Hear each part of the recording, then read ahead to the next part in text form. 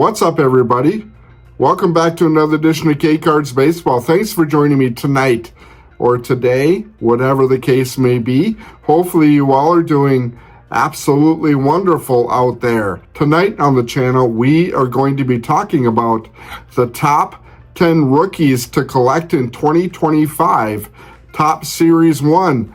The list that I have might be a little bit different from some of these so-called experts out there as far as who they rank in the top 10.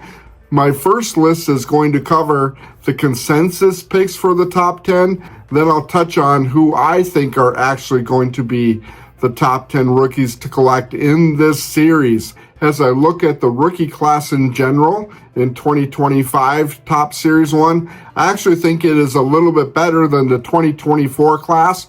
If you remember from Series 1 last year, was highlighted by Elly De La Cruz, and he was the major rookie card to chase in Series 1. All of the other rookies from Series 1 last year really didn't do too much. We didn't have any of the Jacksons in Series 1 last year, so there wasn't any Jackson Chourio, Jackson Holiday, or Jackson Merrill.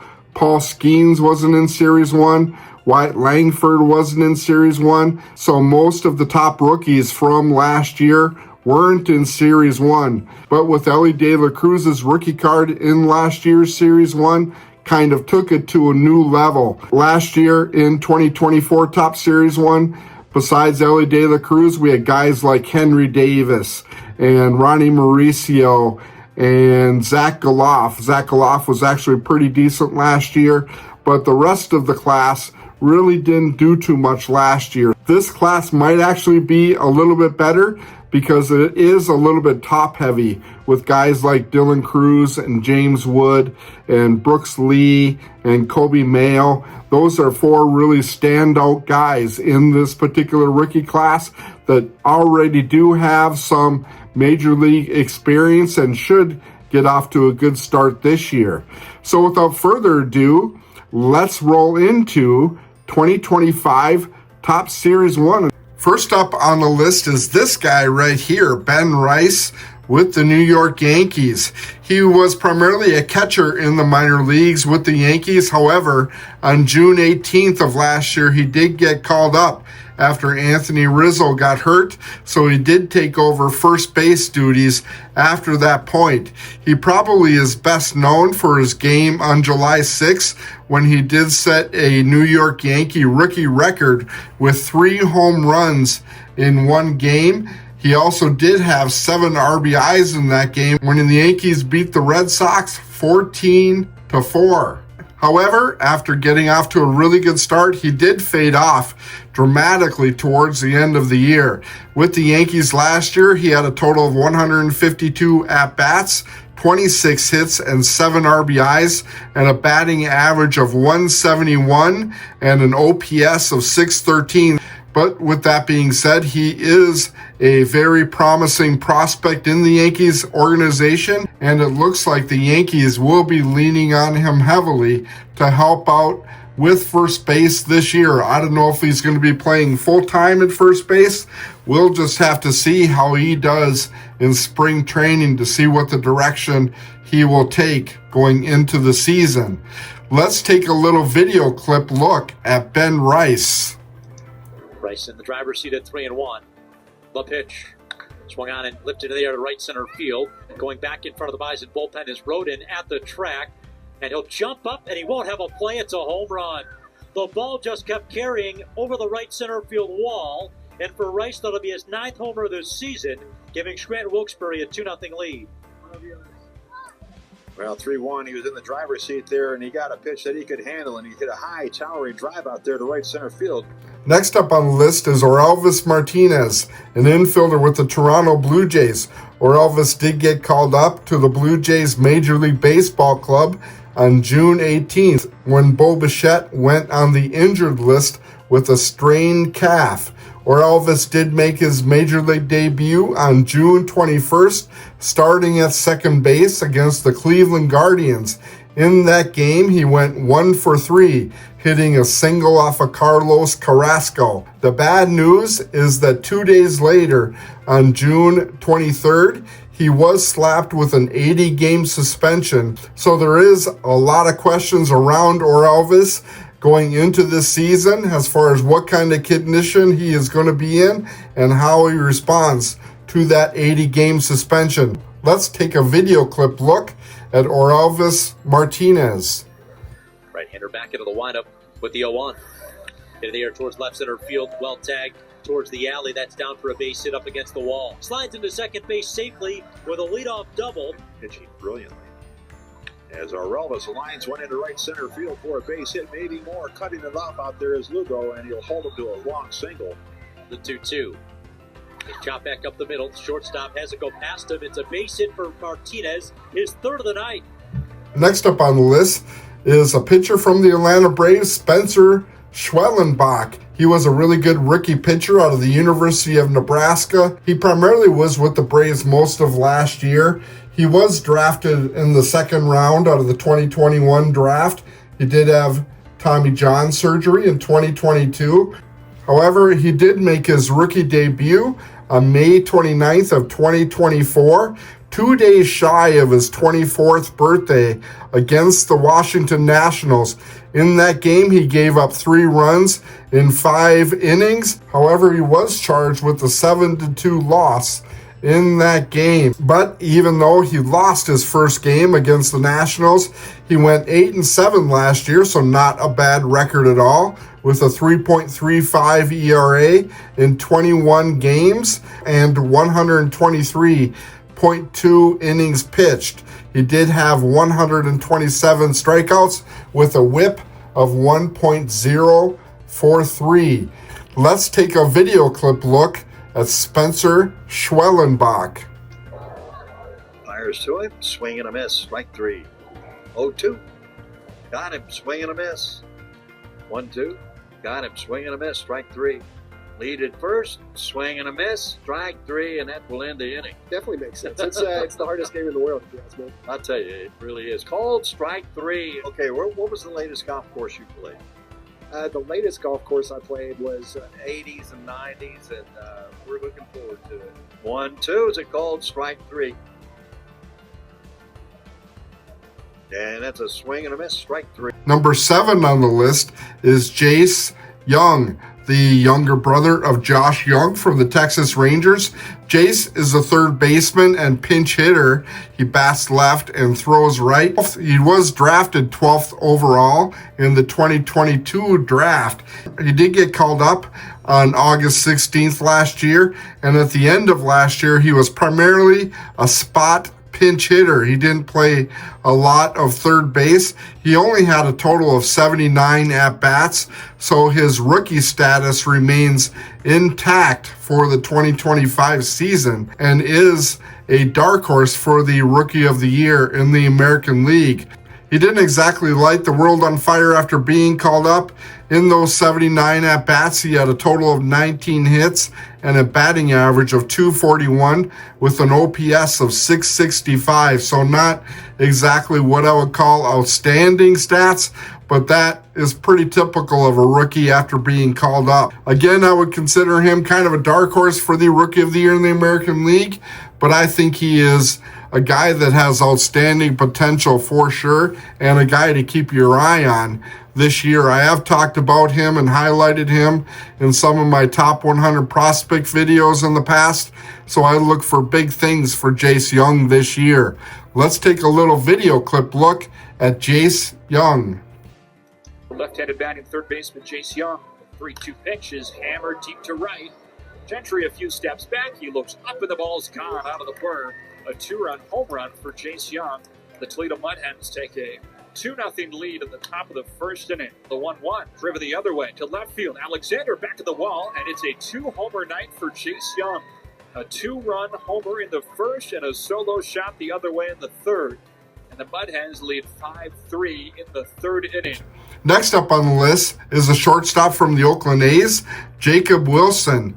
He was drafted 6th overall in the 2023 draft, shortly after Paul Skeens and Dylan Cruz. Last year at the major league level, he had a total of 92 at-bats with 23 hits, 11 runs, and 3 RBIs, with a batting average of .250 and an OPS of .629. So not exactly what I would call terrible stats, but a guy that it looks like the Oakland A's will be counting on quite heavily going into the 2025 season. Let's take a video clip look at Jacob Wilson. Homered last night, the pitch to Wilson. He'll swing and hit a line drive into left center field for a base hit. Gauthier coming over to cut it off. Wilson is going to dig for second. Here's the throw from Gauthier, not even close. It'll be a double for Wilson to start off tonight's game. Wilson will swing and a line drive that loops over the head of Posey in a left field. Wilson's going to dig for 2 again. Here comes the throw from Gauthier on the bounce. The tag, not in time. A second double in the first 2 innings tonight. Swinging a line drive into right field. Another base hit. Jacob Wilson, the batter, 3 for 3 tonight. First pitch he'll swing. A line drive into right field for his 4th hit tonight. Number 5 on the list from the Minnesota Twins is a guy that I've been talking about for a very long time now, and my OG subscribers are probably quite sick of me talking about Brooks Lee. He is an infielder. He plays all over the infield, second base, shortstop, and third base. The major concern for Brooks Lee going into the 2025 season is whether or not he will be able to stay healthy. He did have a knee issue last year, as well as a hamstring issue, which really hampered him at the end of last season. He got off to a tremendous start after he did get called up on July 4th of last year. He had 172 at-bats with 38 hits and 3 home runs for a batting average of .221 with 27 RBIs and a OPS of .585. Let's take a video clip look at Brooks Lee. 326 hitter, 8 homers, 23 RBI with the Saints. And this one hit in the air towards right center field. It's off the wall, turned back towards center field, and Lee will cruise into second. A 1-out double. And he hits one into left field. Dominguez coming on. He has to play this on a hop. Brooks Lee is 2 for 3. Brooks Lee's 2 for 3 today. First pitch. Line drive, left field. That's a base hit. That's going to roll towards the corner. In to score Morales. Lee on his way to second. He will cruise in, and it's 5-2 now. He's playing this on easy. It looks so easy for him every time he's up there. Number 4 on the list is a pitcher with the Cincinnati Reds, Rhett Lowder. He is another guy that was drafted in the 2023 draft.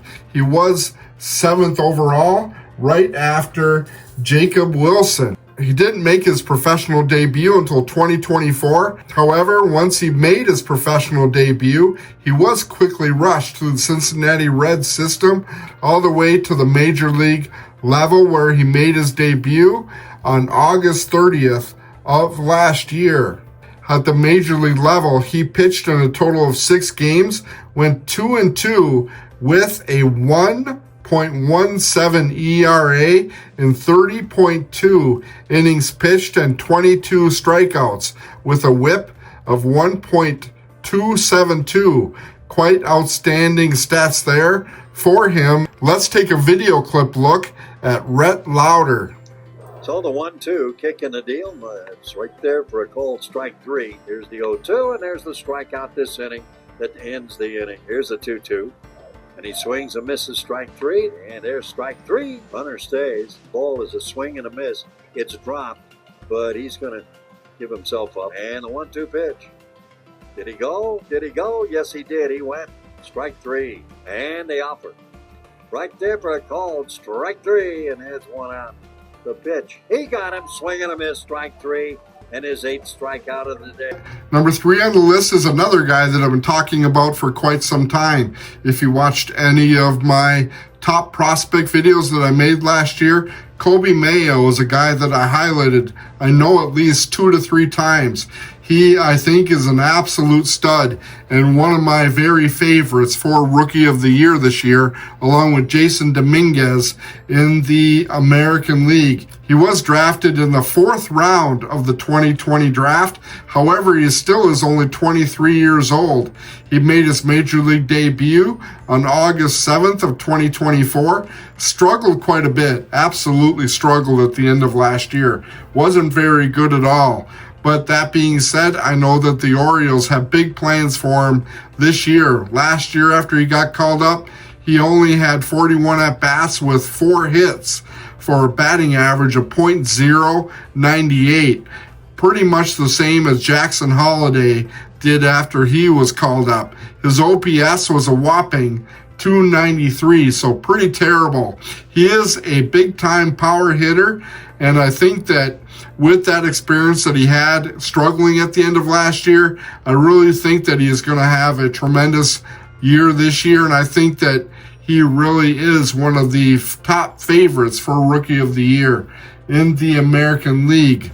Let's take a video clip look at Coby Mayo. Just 4 days ago on the road by Billy Cook. Line drive into left field. Not a slam, but it will score at least one. A second runner heads for the plate. Heskin will slide in, and Mayo driving in 2 more. Swinging a high fly ball by Mayo. Coby Mayo joins the party. He is homered for a 3rd consecutive day. And a wild pitch over the head of Mayo for ball 4. So we get a high fly ball, right center field. That is down for a base hit for Mayo. He's on his way to second base. He now has a single, a double, and a home run today. Let's talk about the number 2 player on the list that I have is James Wood. He is a left fielder with the Washington Nationals. He was primarily with the Nationals most of last year. He made his major league debut on July 1st of last year and was a key player for the Nationals at the end of last season. He had a total of 295 at-bats at the major league level last year with 78 hits, 9 home runs, and a .264 batting average with an OPS of .781. James Wood was drafted in the 2nd round of the 2021 amateur draft by the San Diego Padres. He was traded to the Washington Nationals as part of the Juan Soto trade before the 2024 season. Let's take a video clip look at James Wood. The 1-strike pitch. Swing and a fly ball into left center field toward the triangle. Frazier scampers over on the run. He can't catch it. Wood coasts into second base with a double.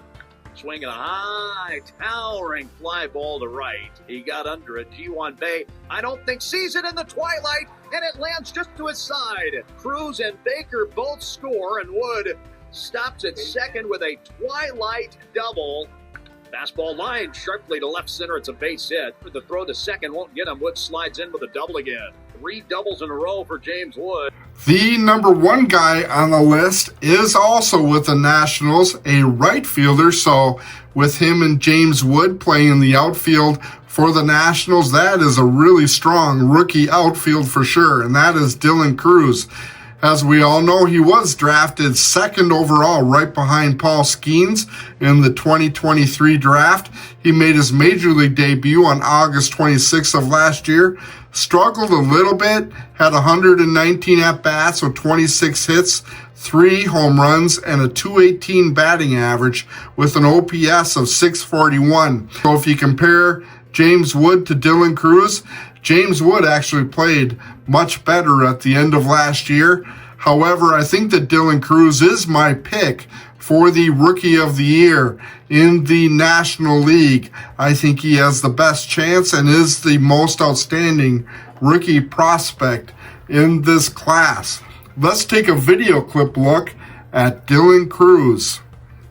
First pitch temperature, pretty cool here for the 3rd week of August. 65 degrees. Pitch to Cruz off the end of the bat. Fly ball into center, and Cruz has to pull up on it. Let him gain hitting streak.